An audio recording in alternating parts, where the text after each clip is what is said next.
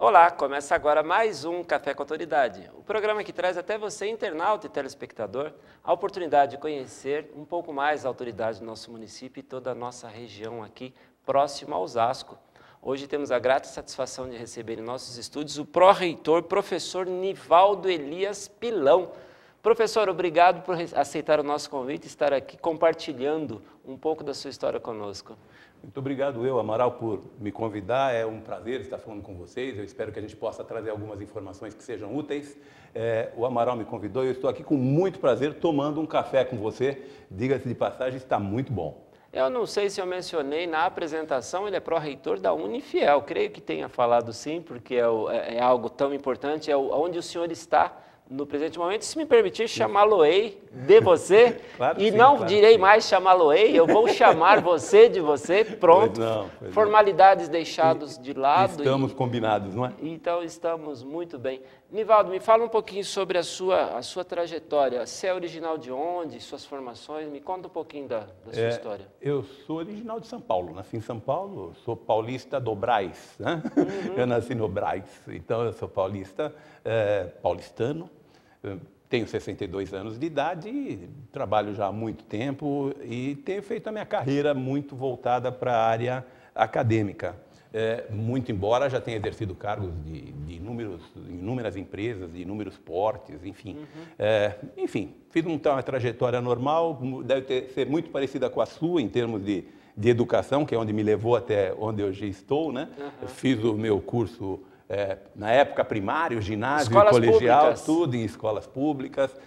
Infelizmente, hoje nós não podemos nos dar a esse luxo, né? Hoje nós temos um problema com relação à educação, principalmente nesses níveis. Professor, de qualquer forma, daí para frente eu fui então fazendo a trajetória profissional. Já retomaremos a sua trajetória, mas um adendo para comentar. No nosso tempo, escola pública era o ensino normal, o curricular, o bacana. E os alunos problemáticos iam para as escolas particulares. Exatamente. Aqueles peraltas, travessos, com problemas de aceitação. E hoje houve uma inversão nesses valores, né? A escola particular, ela dá um nível de ensino mais elaborado que as escolas públicas. Isso é um sentimento meu ou isso é uma realidade?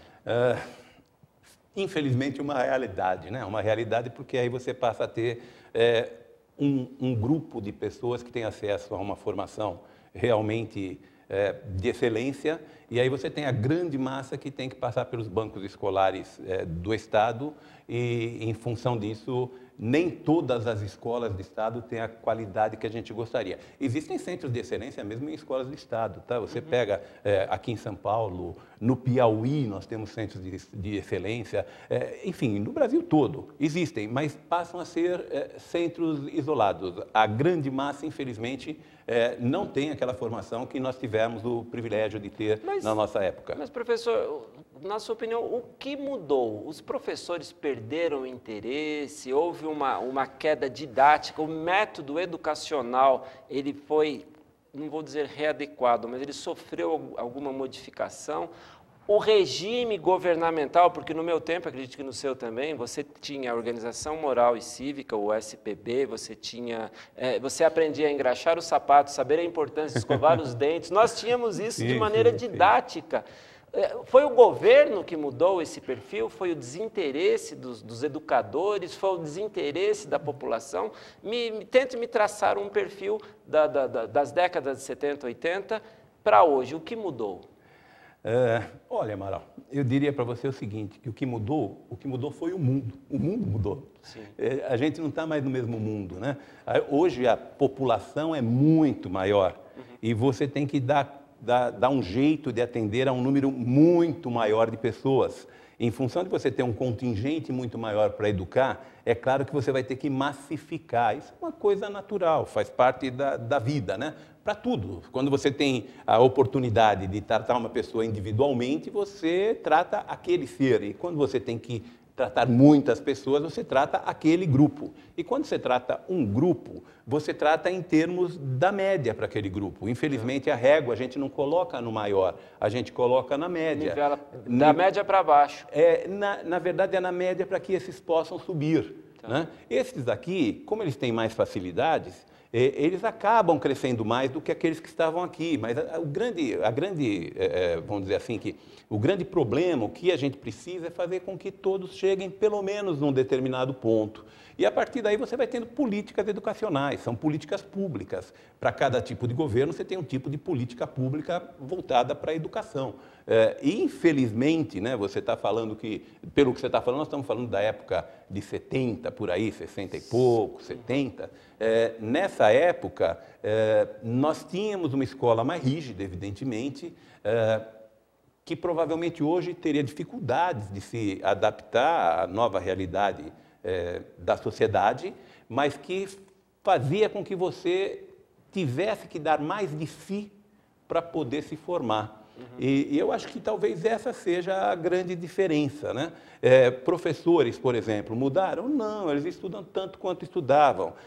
Os alunos mudaram? Não, eles estão tão dispostos a saber quanto os outros. Muito embora a gente saiba que existem muitas outras coisas que estão em jogo e que acabam trazendo concorrência com a escola e fazendo com que ele desvie a sua atenção, mas de qualquer forma ele está lá também porque ele quer. Se ele não quer agora, ele vai perceber um pouco mais adiante que ele precisa. Mas você tem um contingente muito grande e as políticas públicas se direcionam para um lugar. Uma outra coisa que mudou também, ao meu ver, é o nível da exigência de informação. No nosso tempo, quem tinha ginásio já era doutor, já era alguém bem colocado, ele já pegaria serviços de escriturário para cima, com um simples ginásio. Hoje, o terceiro grau completo é quesito mínimo.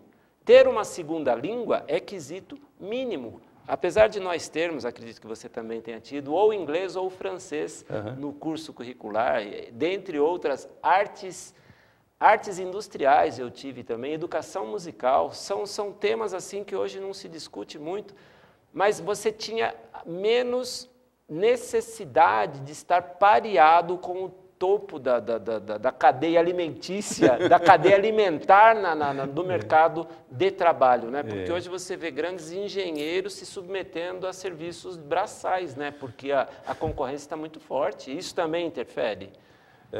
Sim, interfere. Só para você ter uma ideia, no ano passado, a Fundação Dom Cabral fez uma pesquisa, 91 mil empresas eles pesquisaram, muito grande, uma pesquisa muito grande. No ano passado nós tínhamos qualquer coisa como 12 milhões de desempregados. E cerca de 90% das empresas diziam que tinham vagas em aberto, para aquela oportunidade onde o mercado de trabalho estava pior do que hoje, vagas em aberto sem conseguir preenchê-las. Por que isso acontece? Porque quem está saindo dos bancos escolares não está conseguindo corresponder à necessidade que o mercado está exigindo. A tecnologia está muito acirrada, muito forte. Sim, a tecnologia está muito forte, mas não é isso. Eu tenho o hábito de dizer, eu trabalho com educação há muito tempo, eu leciono no ensino superior desde 1982, já faz um bocado de tempo. Muitos dos que estão nos assistindo não tinham nascido ainda, né? E eu já estava lecionando na faculdade. E eu tenho o hábito de dizer o seguinte, que o que uma faculdade, o que uma universidade tem que fazer por você é te ensinar a aprender. Legal. Ela tem que te ensinar a aprender. Se ela te ensinar a aprender, aí não tem problema. A tecnologia mudou, você muda junto. O autodidatismo te acompanha. A tendência é outra, você muda junto. Você vai buscar resposta. Não ingessa o conhecimento. Não ingessa o conhecimento, você vai buscar resposta para as coisas que você precisa. Então, o que hoje nós temos em função da tecnologia é que a equação é simples. O que você faz é repetitivo? É uma questão de tempo para um robô fazer. Perfeito. Por quê? Porque o robô faz melhor, com menos erro, menos mais rápido e reclama menos. Sim. Não é? E cobra menos salário. Sim. Você pode ter um aporte de capital grande para poder fazer a instalação, mas a partir daí você tem uma vida muito mais tranquila. E o empresariado, a gente sabe que prefere ter uma vida mais tranquila. Aliás, todo mundo prefere, né? Mas em função de empregos, o empresariado prefere ter uma vida mais tranquila do que ter que ficar discutindo eternamente com uma gama grande de trabalhadores. Então, a substituição ela é inevitável. A gente fala tem 12 milhões de desempregados, e tem mesmo. Agora, a hora que você pega e começa a ter uma melhoria de mercado, estamos tendo hoje, né? Sim. Não é a que a gente gostaria, não é a velocidade que a gente gostaria. Mas só de parar de andar para trás já é um lucro. Na velocidade que a gente vinha, né? Sim. Aliás, a velocidade que nós estamos indo para frente também não é a que a gente gostaria, mas está indo. Sim. Né? E a hora que isso acontece, é claro que vão surgindo cargos, e você vai para as empresas, elas de novo têm dificuldade de contratar, mesmo com todo esse contingente. Uhum. Então, é assim, a hora que você vai para a escola, a hora que você vai para a universidade, ela te ensina a fazer um X técnica. Isso é importante? Puxa, muito importante. Mas essa X técnica, ela vai servir por um tempo, depois ela não vai servir mais. E é muita teoria e a prática vai te adequar, né? Muitas vezes a prática, ela vem até que na contramão da teoria, mas você tem que acabar se ajustando. Nisso que você falou é muito verdade, olhando para o trabalhador do campo. Claro. Quantos que eram chamados, que não seja de forma pejorativa, conversávamos antes do programa, que hoje o politicamente correto está muito perigoso, mas eles eram chamados de boias frias, os servidores do campo na época, e eles se desempregaram, alguns, os que se adequaram, que aprenderam a pilotar colheitadeira, estão muito bem empregados, ou se empregaram muito bem. Então, você tem que se adequar à tecnologia e, para isto, a educação é fundamental. Sem dúvida. E a hora que você pega uma colheitadeira, usando o termo que você usou, o equipamento que você usou, imagina quantos dos boias frias que perderam os seus empregos. É inerente. Agora, você pega as safras, elas crescem a cada ano, elas crescem a cada nova estação, a cada novo plantio, a cada nova colheita. Vertiginoso de alimentos, só que uma decadência da necessidade de mão de obra. Até as guerras, né, professor? Antigamente, na época medieval, as guerras eram homem a homem, ali no front de batalha. Hoje a guerra é muito mais intelectual, ela é muito mais perspicaz, então, e não é tão braçal. Fazendo uma analogia, assim, uma comparação bem fora de senso, mas o ser humano braçal, ele está entrando em desuso, né? A intelectualidade, apesar de estarmos aumentando, já somos 7 bilhões e meio de brasileiros, de humanos, de pessoas no planeta Terra, que, desculpem-me, quem não concordar, mas o ser humano é uma praga no planeta, que está devastando tudo, tá tipo gafanhoto, e nós temos que nos adequarmos, educação, inclusive, para controle de crescimento populacional, porque senão a gente vai acabar com isso tudo, como os gafanhotos acabam com uma lavoura, né? Mas, enfim, esse não é o tema do nosso programa. Mas com café o bate-papo rola, não é isso? Rola, é bem isso. Com bastante espontaneidade a gente vai navegando aqui nas nossas conversas. Mas eu gostaria de saber um pouquinho de você, o que é ser um pró-reitor? Qual a diferença e a distância de um pró-reitor para um reitor? E qual é a atividade da reitoria? Vamos tentar explicar. Você estava me perguntando do meu percurso educacional, então... Isso, até chegar aqui. Porque para chegar lá você tem uma trajetória. Um percurso, uma trajetória. Por favor. Saindo do ensino médio, que a gente chama hoje, fui para a universidade, fui fazer administração, então eu originalmente sou um administrador. Terminei de fazer meu curso de administração, fui fazer mestrado em administração na Fundação Getúlio Vargas. Na própria Getúlio Vargas, passei a ser professor, fiquei na GV por 30 anos como professor, saí agora faz 2 ou 3 anos, não sei precisar, 3 anos, não sei precisar exatamente, mas 3 anos ou qualquer coisa parecida. Getúlio Vargas é na Vergueiro. A Fundação Getúlio Vargas é na Avenida 9 de Julho. 9 de Julho. É isso, uma escola que fica antes do túnel. Perfeito. Antes do túnel, a gente costuma brincar lá, né? É a escola de administração de empresas de São Paulo, que é da Fundação Getúlio Vargas. Estive lá por 30 anos, nesse meio tempo vim trabalhando em outras organizações também, depois fui para a Poli, na USP, para fazer engenharia de produção. Então, a minha carreira foi sempre feita dentro da empresa e dentro da universidade. Estive na GV, estive na FACAMP, fui fundador da FACAMP, Faculdades de Campinas, fiquei lá por 16 anos, formamos um centro de excelência lá dentro da Unicamp, uma escola particular dentro da Universidade de Campinas, de primeiríssima linha, tenho muito orgulho de ter participado do grupo, um grupo de primeiríssima linha, como eu disse, e nesse meio tempo, enquanto estava na FACAMP, enquanto estava na GV, estava também chegando no Unifiel. Eu vim para o Unifiel em 1998, já se vão 22 anos, não é isso? 22 anos atrás eu cheguei no Unifiel. a convite de um amigo meu, professor amigo meu, da própria fundação. Ele havia se aposentado e veio para o Unifiel para dar uma disciplina e ele, como ele tinha se aposentado, os familiares dele acharam que ele não devia mais trabalhar e não sei o quê, que ele tinha uma idade relativamente avançada.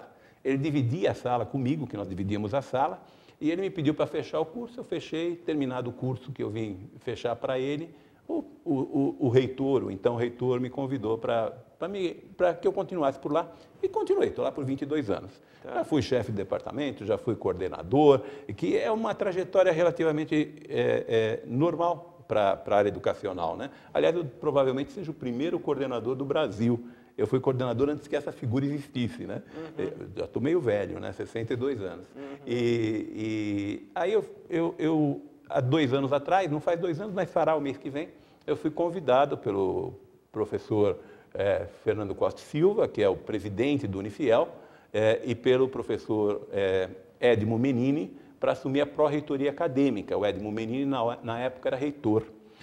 Fiquei durante os 2 anos de mandato do Edmo, e quem assumiu agora foi o professor Newton Simões, e ele me convidou para continuar na pró-reitoria acadêmica. É um cargo eletivo ou é indicação? No Unifiel, depende da instituição. No Unifiel não é um cargo eletivo, no Unifiel é um cargo de confiança. De confiança. De confiança. O reitor é um cargo de confiança da mantenedora e os pró-reitores são cargos de confiança do reitor submetido à análise da mantenedora. Talvez seja uma informação que a grande maioria do público não consegue discernir, né? Perfeito. Nós temos dois corpos nas universidades particulares. Nas universidades particulares você tem uma mantenedora, que no nosso caso é a Fundação de Ensino para Osasco, FIEL, né? Fundação de Ensino para Osasco. Ela é a mantenedora do Unifiel, Centro Universitário Fiel. Então, a universidade não é um corpo isolado. Ela é um corpo que se submete a uma mantenedora. Que é uma fundação. Que é uma fundação. Legal. Que é uma fundação. E aí, esse é o percurso, trabalhar. Eu trabalho nesse mercado já desde 82. Professor, quase natural, né? Arremetendo lá para o passado, me refresque a memória e me corrija se eu estiver errado. Pois não. Aonde entra e da onde é dissidente a Unifiel da Faculdade Amador Aguiar? Ou é só uma questão geográfica? Nem geográfica e nem dissidente. Nada disso. Não. Existia uma faculdade chamada Amador Aguiar. Faculdade de Administração Amador Aguiar. Foi para onde eu fui, em 98. Ao lado da Cidade de Deus. Em frente à Cidade de Deus, exatamente em frente ao Bradesco. Que depois se tornou o campus da Unifiel. Que depois se transformou em campus do Unifiel. A Fiel era uma faculdade isolada. Ela nasceu de um curso de Direito. Ela foi fundada por 5 pessoas da área de Direito. São desembargadores, promotores, enfim, na época não, eram advogados recém-formados, que vieram a Osasco e quiseram abrir uma faculdade de Direito. Conversaram com o Amador Aguiar e fundaram... O nome Amador Aguiar não tem uma relação direta com o Bradesco, é só uma homenagem ao fundador do Bradesco. Uma homenagem ao fundador. Tá. Por quê? Porque o Amador Aguiar propiciou a instalação da faculdade. Ele cedeu o terreno, aquele terreno que está na faculdade da Cidade de Deus. Foi cedido pelo Amador Aguiar. Entendi. E aí começou o curso de Direito, na sequência veio o curso de Administração. Okay. O curso de Direito fez agora em 2019, fez 50 anos, perdão, 50 anos. A Fiel tem 52, Osasco tem 58, não é isso? 58 agora dia 19 de fevereiro. Ou seja, Osasco e o Unifiel estão intrinsecamente ligados. E o curso de Direito tem 50 anos, daí há 3 anos, se eu não me engano, ou qualquer coisa parecida, começou o curso de Administração. Depois veio o curso de Sistemas de Informações, enfim. Aí as faculdades se juntaram, fizeram aquilo que se chama de faculdades integradas e solicitaram ao MEC o título de universidade. Isso, aí tem os pré-requisitos necessários para isso, cumpriu-se os pré-requisitos, solicitou-se ao MEC, porque toda faculdade particular, toda universidade particular é uma concessão do Estado. Ou seja, faculdade particular é concessão do Estado. Eu não posso pegar e falar assim, vou abrir uma faculdade e vou dar curso superior. Eu não tenho esse direito, a menos que o MEC me conceda... Tem que ter homologação e reconhecimento. Isso, todos os cursos que são regulares, eles têm autorização e depois tem reconhecimento. Para dar, inclusive, o aluno dar continuidade aos ensinos, né? Porque tem Sim. muitos alunos que se formam em faculdades não reconhecidas pelo MEC, e aí ele não se formou, na verdade. Ele pode ter adquirido conhecimento, mas ele não adquire a certificação. Não, e o Brasil, eu acho infelizmente, tá? Alguns acham que é isso mesmo, mas eu também acho que é isso, não é exatamente que eu não concorde. Eu digo infelizmente, mas ele é um país cartorial. E o diploma vale. Sim. O diploma vale. Né? O que deveria valer, eventualmente, seria o conhecimento. Mas o diploma tem o valor. É o que te abre porta. Não te deixa ficar lá. Sim. Você passa pela porta. Mas ficar lá é teu... É um quesito sine qua non. Isso, ficar lá é tua competência. Okay. Mas passar pela porta, o diploma abre porta. Sim. Queiramos ou não, ele abre porta. E é uma pena isso que você está falando de pessoas que fizeram o curso superior e que não vale. Nós tivemos, no ano passado, 65 mil pessoas que tiveram seus diplomas cassados. Agora, você imagina, o sujeito foi à escola... Gastou uma vida, é um investimento. Uma vida. Se você pegar um curso superior, ele tem 2 anos, se for um curso de tecnólogo, 4 anos, uma graduação, ou 5, se for direito, se for engenharia, 7, 8, se for medicina, né? E aí você faz esse percurso todo, estuda, abdica de uma série de outras coisas. Muitas pessoas passam por privações, inclusive. E numa boa fase da vida, né? Na melhor, né? Na melhor fase da vida. E aí depois alguém percebe que aquela faculdade não podia ter feito aquele curso. E aí o MEC vai lá e não valida mais o teu diploma. Eu acho uma pena, mas também se não fizer isso, você desmoraliza todo o processo. Mas não seria o caso de aplicar uma avaliação, fazer uma nova... sei lá, tentar de alguma forma validar aquele conhecimento e homologar aquele diploma, porque realmente deve ser muito frustrante. Perdas menores. Pelo amor de Deus, né? Por perdas menores, a gente se frustra a ponto de perder noites de sono, muitos a tirar a própria vida em casos extremos. Claro. Existem pessoas que chegam ao nível do desespero total. Mas, enfim, se houvesse uma outra chance, uma prova de avaliação, no nosso tempo havia os Madureza, isso mesmo, é mesmo, né? Que eram provas para testar o seu... Ainda existe. Ainda existem, né? Não então, tem mais nome de Madureza, mas ainda existe. Ainda testa o seu nível de habilidade e te dá e te homologa para seguir a sua carreira educacional. O grande problema é assim, que as faculdades são autorizadas, os cursos são autorizados. Os cursos, uma vez autorizados, eles fazem o seu percurso. Tá. Se for um curso de 4 anos, por exemplo, quando você está no 3º ano desse curso, depois de autorizado pelo MEC, ele só pode abrir se for autorizado pelo MEC. Depois de autorizado pelo MEC, você chama o MEC para reconhecer esse curso, depois do 3º ano, do 3º ano para diante. Aí você tem até o último ano para que ele seja reconhecido.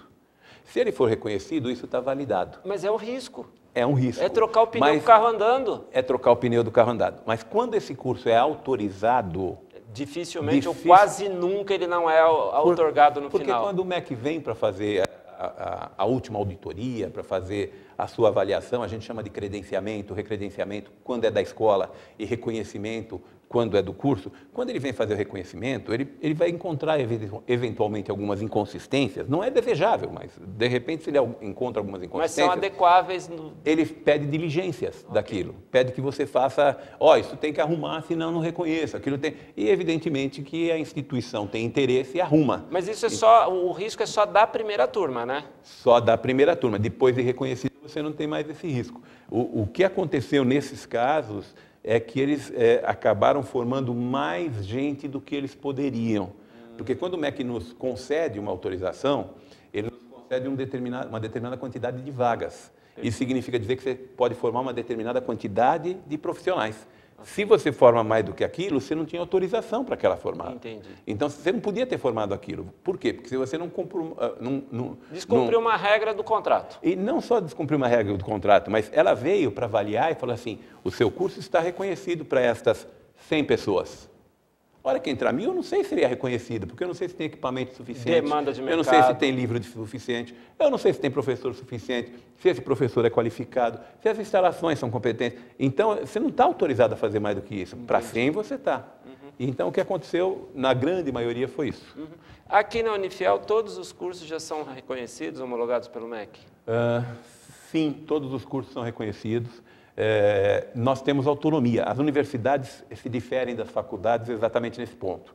As faculdades, tudo tem que pedir autorização ao MEC. As universidades não, elas têm os seus conselhos. Conselho Superior de Ensino e Pesquisa, Conselho Superior, Conselho Universitário. Então, quando a gente quer montar um curso, a gente faz ele passar pelos conselhos. E os conselhos autorizam esse curso e autorizam as vagas. Por quê? Porque nós temos uma prerrogativa do MEC de poder abrir cursos.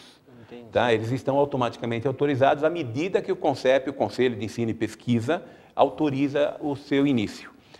Quando chega no terceiro ano, eu também tenho que chamar o MEC. E o MEC vem ver se aquilo que eu autorizei, aquilo que eu dei, se aquilo está ou não reconhecido. Então, para a grande massa que não tem o hábito de escola, de faculdade, e que está hoje em fase de buscar uma universidade, tem que se lembrar disso. A primeira coisa, o curso tem que ser, no mínimo, autorizado. Segundo, se ele tiver reconhecido, tanto melhor, porque você não corre o risco que você mesmo falou. Mas se ele tiver autorizado, o risco que você corre é muito pequeno. Tá? Então, a gente tem que pensar nisso. Claro que universidades como a Unifiel, que tem 50 anos de vida, mais de 30 cursos... Um nome a zelar. Um nome a zelar, não vai ter esse problema, né? Mas a hora que você vai para algumas instituições que eventualmente não tenham assim, tanta solidez, né? Talvez seja bom a gente dar uma olhada. Professor, eu noto nos jovens de hoje que estão ingressando na vida acadêmica, aí, fazendo seus cursinhos, para nós nos era perguntado o que você queria ser quando crescer e nós sabíamos. Você lembra do frigoréder ou não? Não me lembro. O porquinho dizia que queria ser salsicha. Você lembra? O que você quer ser quando crescer? Salsicha, ué. Ele falava. Estava bem definido, né? Os jovens de hoje em dia, eles estão um tanto quanto perdidos.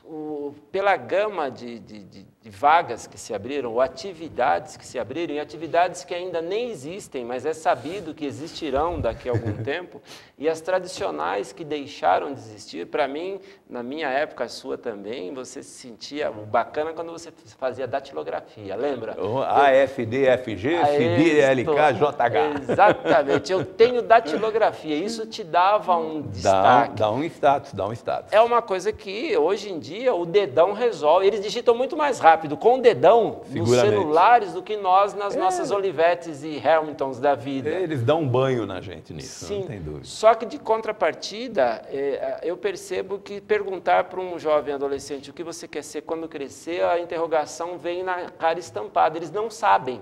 O que esses jovens devem fazer para se encontrar na carreira futura?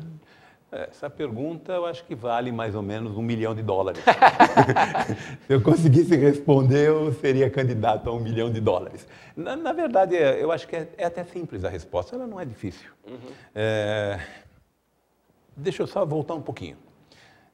Eu acho que pela forma como hoje a sociedade se organiza, a forma como as coisas acontecem no mundo de hoje, perdão do termo que eu vou usar, eu acho até uma sacanagem pedir para um menino de 16 anos de idade, 17 anos de idade, o que é que você quer ser quando crescer? O que é que você quer se formar? Então, eu diria para você o seguinte, em primeiro lugar, se você fizer bem feito, o quê? Qualquer coisa. Sim. É claro que qualquer coisa eu estou exagerando, mas não importa o quê. Se você fizer bem feito, há espaço para você no mercado de trabalho. Ponto. Esse é um ponto. Concordo. Por quê? Porque se você fizer bem feito, você vai fazer aquilo que eu te falei agora há pouco. Você vai aprender a aprender. E se você aprender a aprender, você se adapta àquilo que vier. É claro que a hora que você vai para a universidade, você fala, não, mas agora, hoje, o que está em moda é a linguagem XYZ de última geração, top mais menos. Não é isso? Exato. Mas se você aprender isso hoje, no primeiro ano da universidade, quando você sair no quarto, essa daí virou já é obsoleto. A obsolescência é muito rápida. Absolutamente obsoleto, né? Na verdade, ele vai ter ficado obsoleto no ano seguinte. Sim. Então, quer dizer, a questão é assim, olha, o que você precisa fazer? A gente queira ou não, a gente tem que pensar um pouco o que a gente gosta. Porque você vai passar 4 anos da tua vida... E depois o resto da vida. Não vai. o resto da vida você vai fazer o que você quiser. Você se adapta. Se você fizer bem feito. Perfeito. Claro que tem restrições. Você não vai ser médico se fizer engenharia. Eu acredito que seguir por exatas biomédicas e humanas já está de bom tamanho. Se ele tiver esse discernimento, já ajuda. Já ajuda bem, né? Mas mesmo que você for engenheiro, se você for engenheiro e quiser ir para a medicina, dá para ir. Não como médico, mas dá para ir, por exemplo... Como técnico de instrumentos, engenheiro de equipamentos. Inventor de alguma coisa. Se você fez tecnologia, você cria peças, você cria dispositivos, ou seja, na verdade você navega pelo que existe. É isso, essa portabilidade hoje ela existe. Você tem, e é o coringa, né? Você tem que estudar para ser coringa hoje. Eu lembro que na minha época de faculdade, quando eu fui fazer administração, eles diziam que a administração não especializava em nada. Eu vou usar um termo chulo, mas eu usarei, tá bom? Eles diziam assim, que fazer administração é ser especialista em porcaria nenhuma. E eu digo para você o seguinte, fazer administração é isso, não é para ser especialista. Se fosse para ser especialista, você ia fazer engenharia civil. Perfeito. É para você conseguir entender o mundo como ele se apresenta e você se posicionar perante o mundo que ele se apresenta. Claro que tem engenharia, administração financeira, administração... Aí você vai para aquele campo que lhe interessa. Né? Eu estou falando disso de administração, mas isso serve para todas as tecnologias. Perfeito. Todas as tecnologias. Professor, chegado o fim do nosso programa, mas não poderíamos encerrar sem dar um breve descritivo, uma lista descritiva de quais são os cursos que a Unifiel oferece hoje. Bom, no Unifiel nós temos, na verdade, mais de 30 cursos. Então tá bom por aí, porque faltam 30 segundos, você não vai conseguir falar em um por segundo. Mas dá para falar para você que foi um prazer estar com você, foi um prazer estar com vocês, eu espero que seja útil, querendo estarei de volta quando você me chamar. Então eu agradeço muito e convido você, nosso telespectador, que queira saber mais sobre hoje o nosso convidado Nivaldo Elias Pilão e também sobre a Unifiel, que está aqui no quintal da sua casa, que está aqui em Osasco. Fazer faculdade não é uma coisa fácil, mas fazer uma faculdade longe da sua casa, os problemas se agravam ainda mais, os custos se agravam ainda mais, você tem aí o custo de deslocamento, o tempo de deslocamento. Então, se informe mais, vá, procure nos sites, procure nas redes sociais do Unifiel e você também terá mais informações sobre quem, mais uma vez, eu agradeço, o Nivaldo Elias Pilão. Muito obrigado. Obrigado eu pelo convite, estou à disposição. E com isto, o Café com a Autoridade fica por aqui, desejando a todos vocês uma ótima semana.